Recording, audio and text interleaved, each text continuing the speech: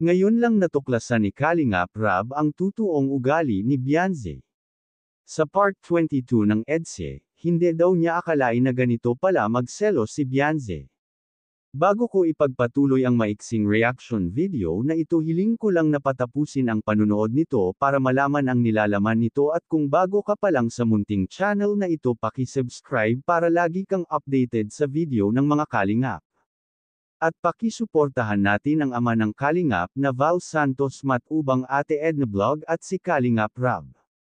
Isang mapagpalang araw sa inyong lahat mga Kalingap, at shout out nga pala sa patuloy na sumusuporta sa aking YouTube channel, lalong-lalo na sa mga viewers natin na walang sawang nanunood at sumusuporta. Maraming salamat.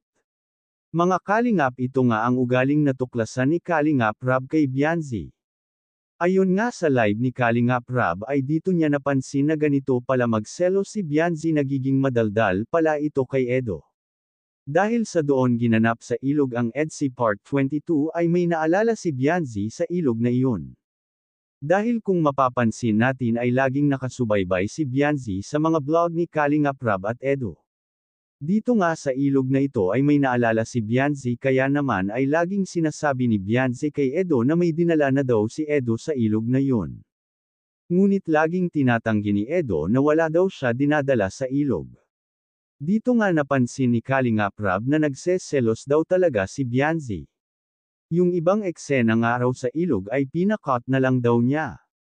Hindi nga alam ni Kalingap Rab na iyon na pala ang pinag-uusapan ng dalawa. Kaya marami siyang pinatanggal doon sa eksena ng EDSA dahil ayaw naman niya nabanggitin doon sa Part 22 ng EDSA na ang babaeng pinagseselosan ni Beyonce. Marami nga ang kinilig sa Part 22 na iyon, lalo na ang mga K-boys na nakakasaksi sa dalawa. Mukhang nai-inlove na yata si Beyonce kay Edo. Ano sa palagay ninyo mga ka-viewers, nahulog na ba ang loob ni Beyonce kay Edo? Hanggang dito na lang ang update ko mga Kalingap, maraming salamat at God bless sa inyong lahat.